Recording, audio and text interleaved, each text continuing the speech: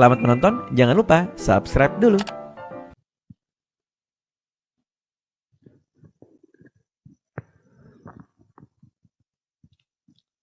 Assalamualaikum warahmatullahi wabarakatuh. Bismillah, alhamdulillah.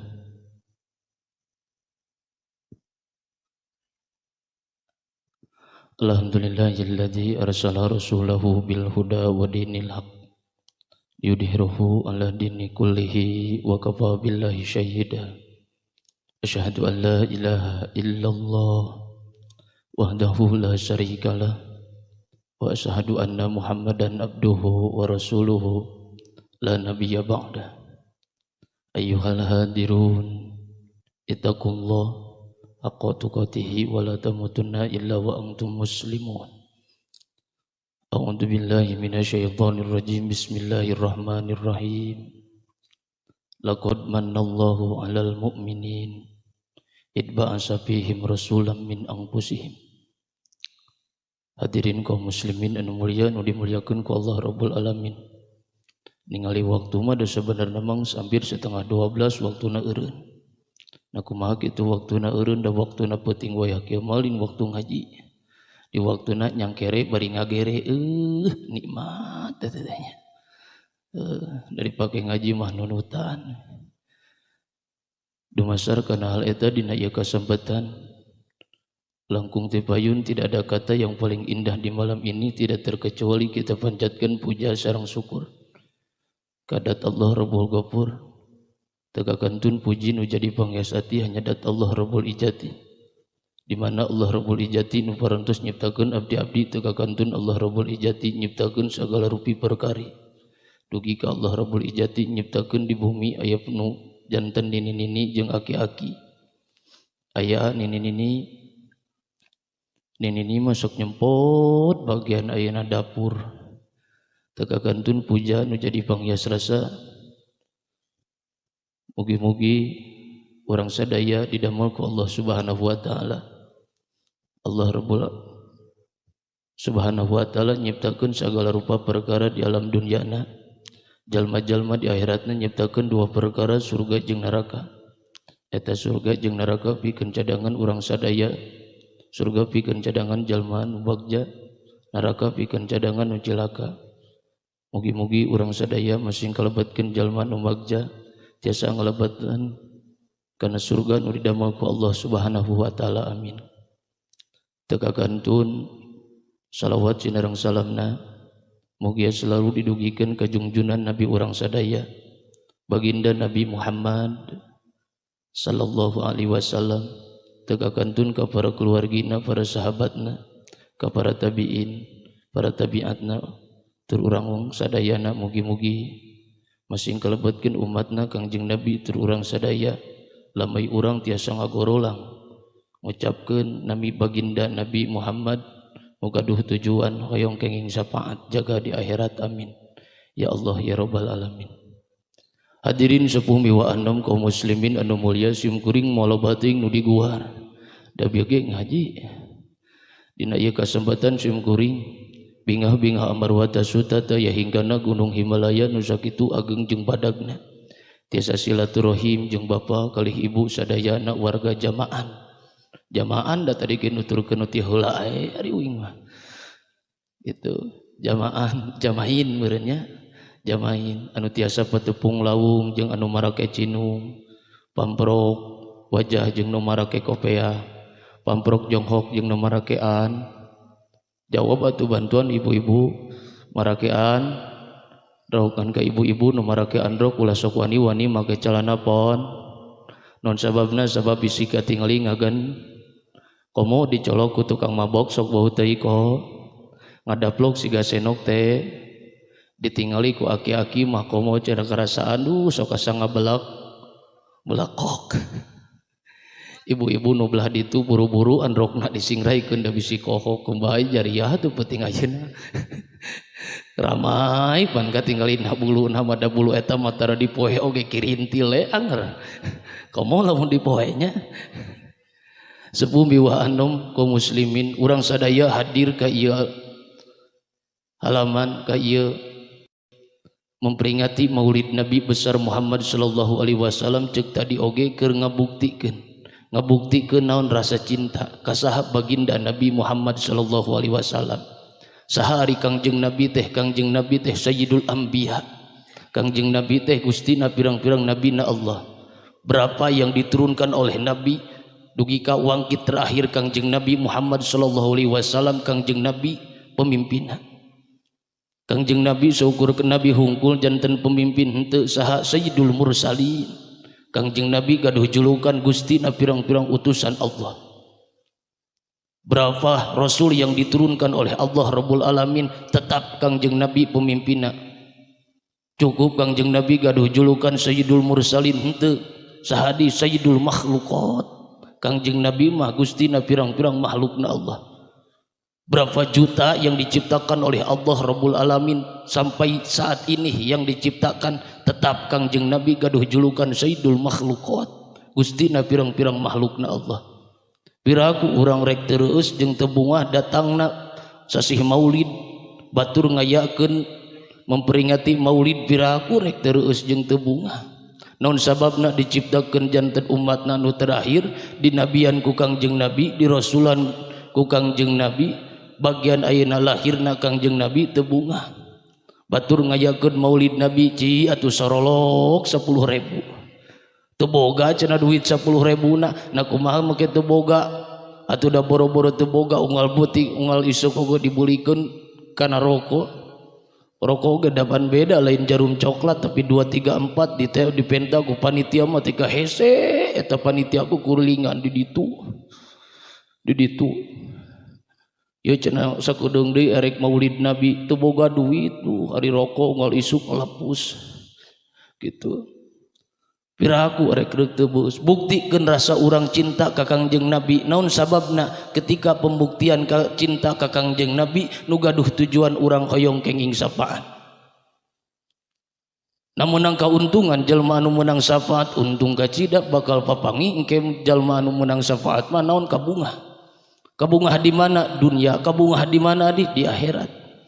Afan bungah dunia bunga akhirat teh eta teh tujuan saha manusia sadaya. Bujung-bujung pangkat jelema anu sok maksiat, bujung-bujung pangkat jelema anu sok taat ka Allah Rabbul Alamin, jalma anu sok maksiat ge curugna panghareupna. Kaula hayang bungah dunia bungah akhirat. Bujung-bujung jalma anu soleh bahkan jalma anu minang salah ge pan panghareupna. Kaula ge hayang menang bungah dunia bungah akhirat. Bujung-bujung jalma anu sok ibadah, jelma anu haram jadah ge tukang bobok, tukang tarok, tukang ngalaan tali androk nu deet di kodek nu jero di kodok pan panghareupna bari gudag gideg mabok teh aing cenah hayang bungah gitu. Berarti terjawablah sudah semua urang sadaya hayang menangkeun bungah dunia bungah akhirat. Ngan moal menang bungah dunia bungah akhirat lamun teu menang karidhoan Allah. Moal menang karidhoan Allah Rabbul Alamin lamun urang teu ibadah. Moal diterima eta ibadah lamun teu nancep rasa kasieun di dalam hati. Nah untung jelema anu boga kasieun di dalam hati untung kacida. Kudu kusaha sieun teh Allah Rabbul Alamin. Saha ari Allah teh khalaqas samawati wal ard. Allah teh nu nyiptakeun langit jeung bumi. Bujung-bujung ayeuna langit yang diciptakan oleh Allah Rabbul Alamin pangkat dalah ning sireum diciptakeun ku Allah. Atuh urang teh diciptakeun ku Allah atuh samuhun. Di mana urang diciptakeun ku Allah, urang ge kudu nuturkeun aturan Allah. Naon aturan Allah? Hukum Allah Al-Qur'an. Nah Al-Qur'an bisa jadi pituh atuh kacida.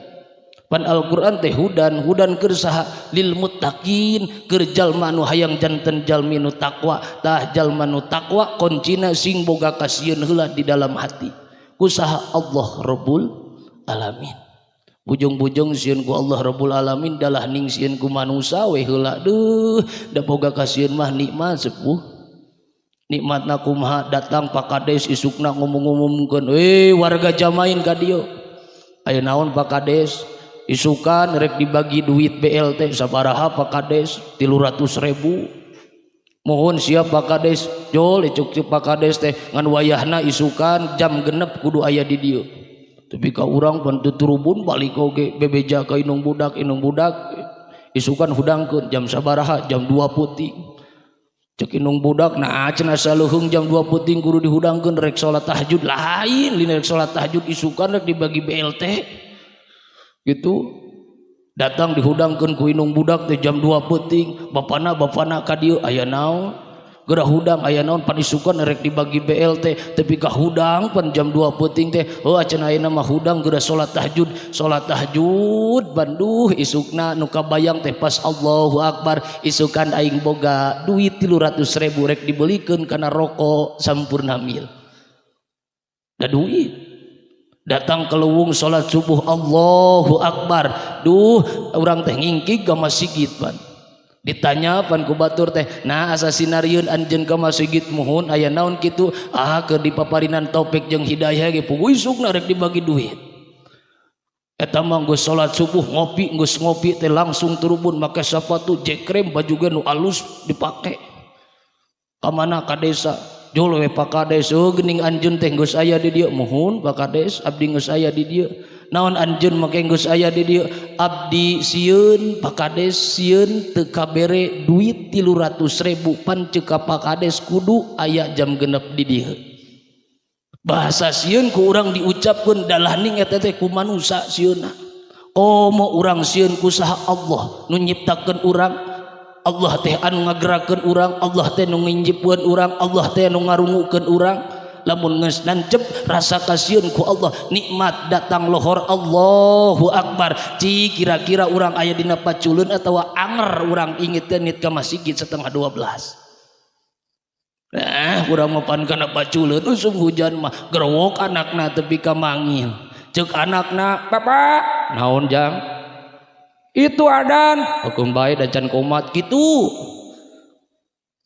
gerowok deui eta bapana bapak naon deui jam itu geus jam 1 wah tapi kengke da aya cenah jam 2 gorowan deui ku saha bapana bapak naon deui si teh jam itu geus jam 2 kumapok cenah jawab ada isukan ge lohor ge aya keneh berarti urang mah can boga kasieun ku saha Allah lamun urang geus boga kasieun ku Allah Rabbul Alamin datang 11:30 Allah datang jam 12 boro-boro ning ayeuna ngadaguan adan 11:30 ge geus aya di masjid naon sababna sieun urang hirup di alam dunya henteu meunang ridona Allah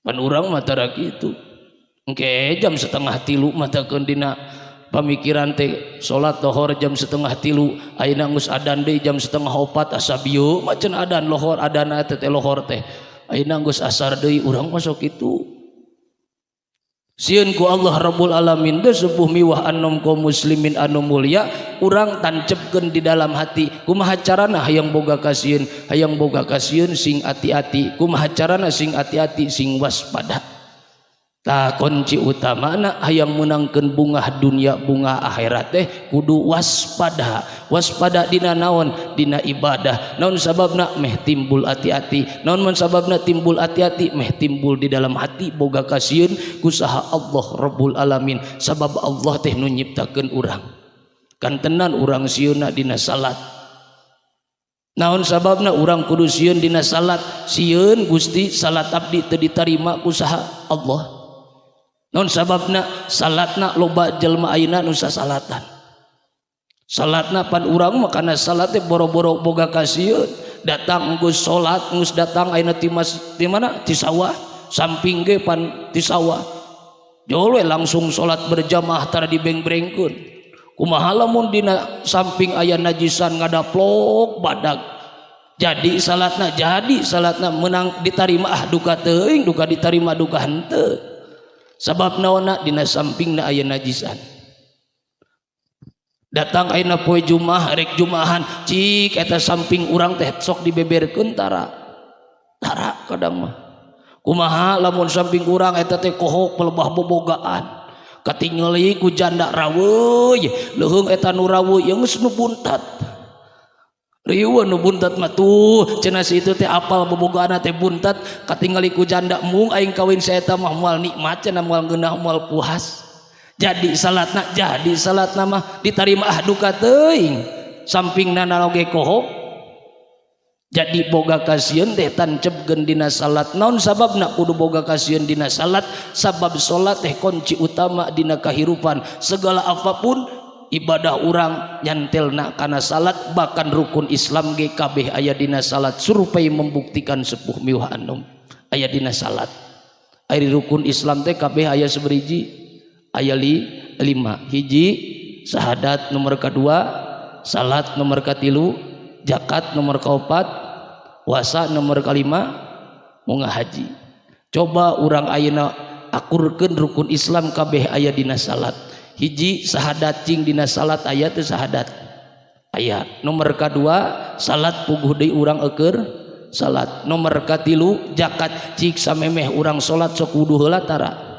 Osok. Nomor kaopat puasa cing urang dina salat sok beranggayem tara? Tara. Nomor kalima munggah haji cik dina salat yang hareup kawetan atau kakulon. Kakulon berarti kabeh rukun Islam teh aya dina salat. Tah benerkeun heula urang salat. Lamun urang dina tani hayang sugih mukti loh jinawi, benerkeun heula salat. Lamun hayang urang hayang beunghar, benerkeun heula salat. Lamun urang hayang jadi pejabat, benerkeun heula salat. Naon sababna? Lamun urang bener salatna segala apapun bakal bener. Kunaha urang bener dina salat tancebkeun sieun urang teh henteu ditarima pelebah salatna urang kusaha Allah. Jelema boga kasieun mah nikmat. Santosna ayeuna dina salat boga kasieun ku Allah Rabbul Alamin bakal timbul nu naon? Nomor kahiji lisan dakirun, lisan urang dipake dikir ku Allah, dipake dikir ka Allah Rabbul Alamin.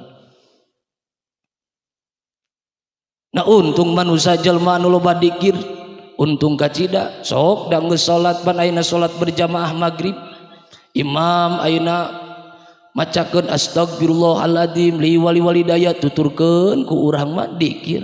Santosna maca astagfirullahaladzim maca naon di subhanallah dikir muji ka Allah. Terus maca di naon alhamdulillahirabbil alamin.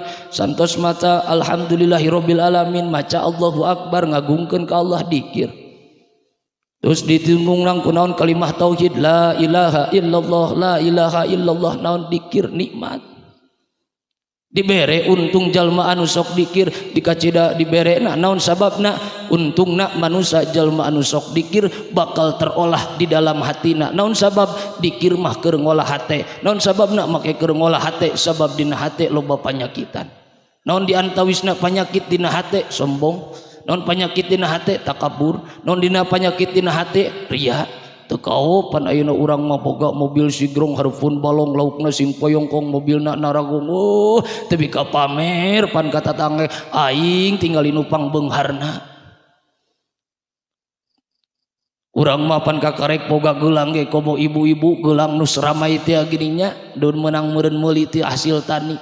Tapi ka ayeuna mingguan ge getol bari gagaro teh pan kekecerekan gigin deui kekecerekan ditanya ku ibu-ibuan naon ibu-ibu make kekecerekan ieu ibu cenah ateul puguh hayang katingali emas gitu. Tah jalma anu sok ayeuna jalma anu sok dikir mah moal kakeunaan ku sifat sombong takabur ria. Naon sababna?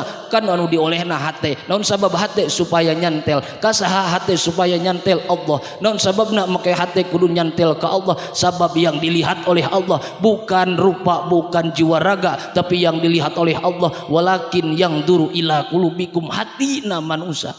Teu ditingali beungharna, teu ditingali kiaina. Ari kiai tukang naong pamajikan batur mah da moal ditingali ku Allah ge. Tapi naon hatina?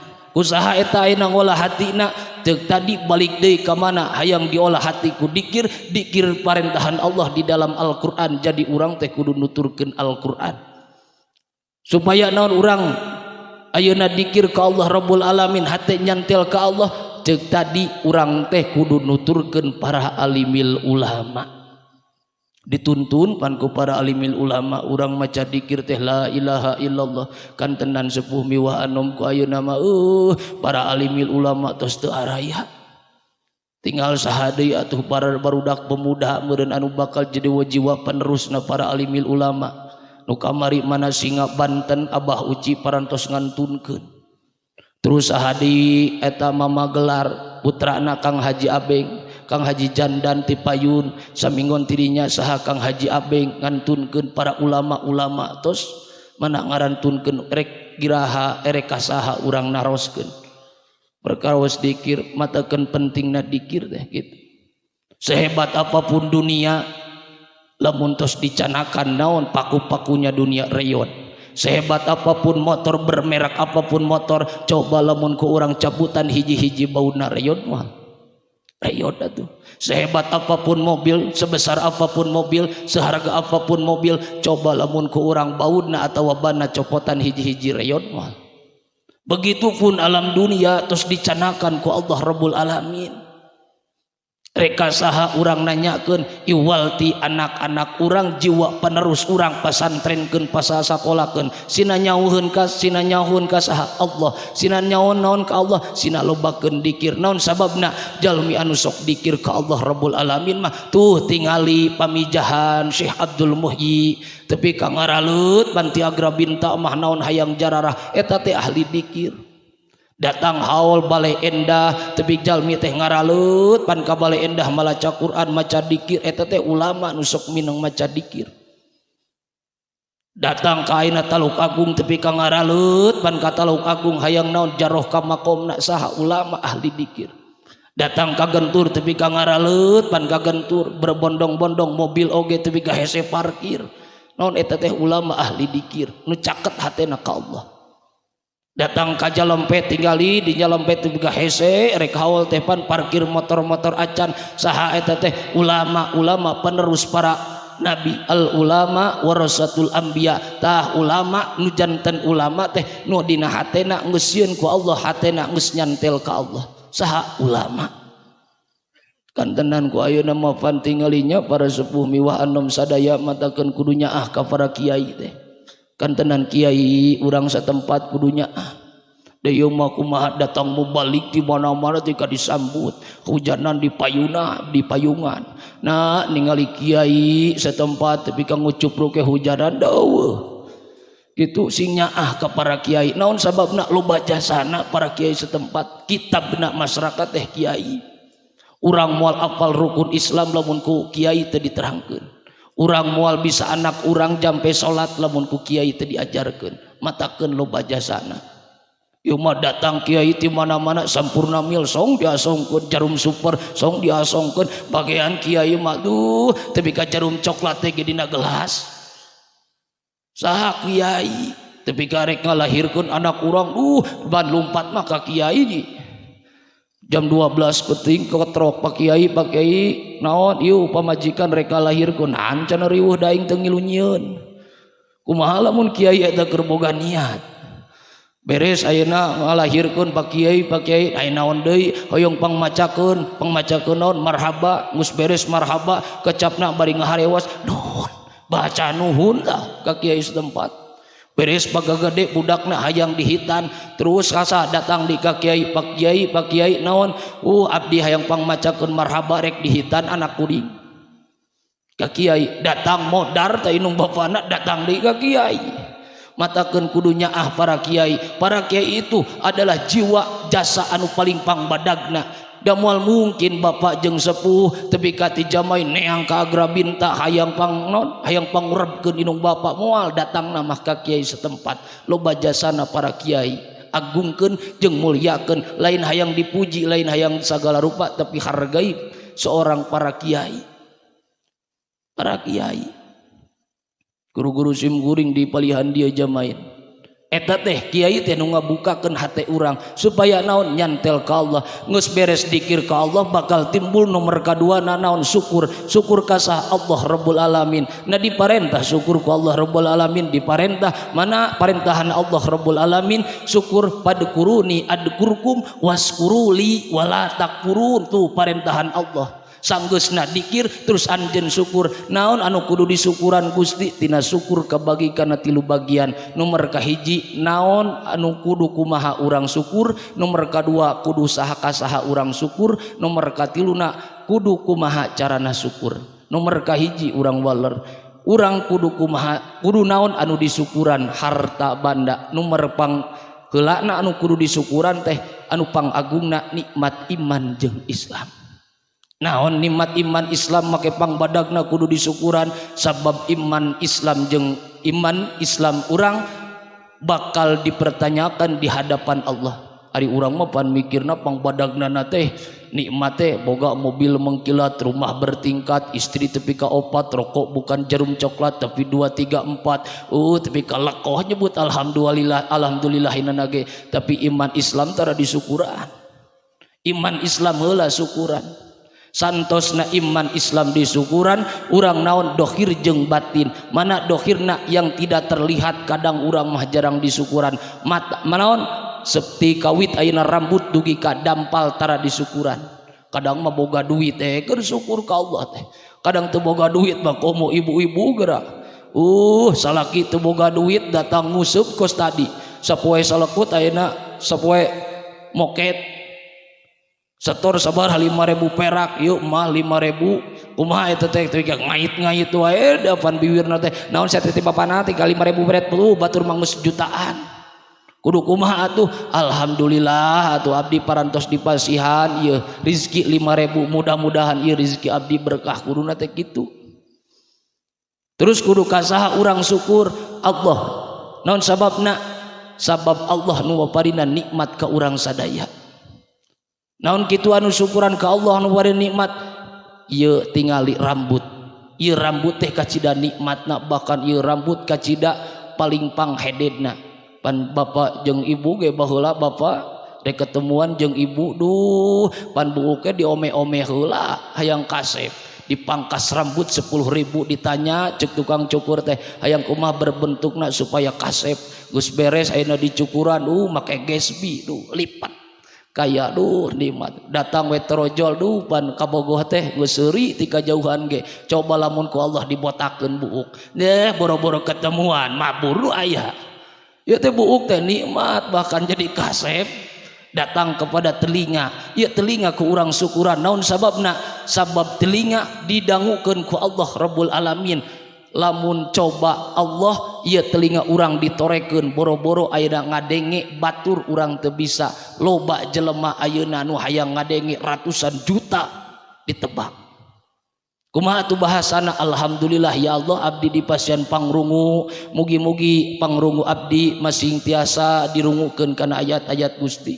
datang kana soca urang kudu syukuran pan urang mah kadang mah jarang kana soca loba berupa-rupa jalma nu hayang nu tadina teu ningal hayang janten ningal berapa ratus juta nu dikaluarkeun hayang ningal ieu nikmat ieu teh da moal bisa ningali ABG pan di pasar oge nu bujurna bahenol teh aduh bahenol nerkom teh dari sim kuring pan tadi jalan ka dieu pan ningali aya nu make cadar eta make naon masker bari bujurna teh nongeng teh gitu tah nongeng bari katingali eta teh bujurna teh tapak bedil teh gini pan katingali teh ku panon lain ku ieu ngan urang mah kudu kumaha alhamdulillah Gusti kaula parantos dipasihan pangningali mugi-mugi Gusti ieu panon abdi soca abdi masing ditinggalikeun kana ayat-ayat Gusti nikmat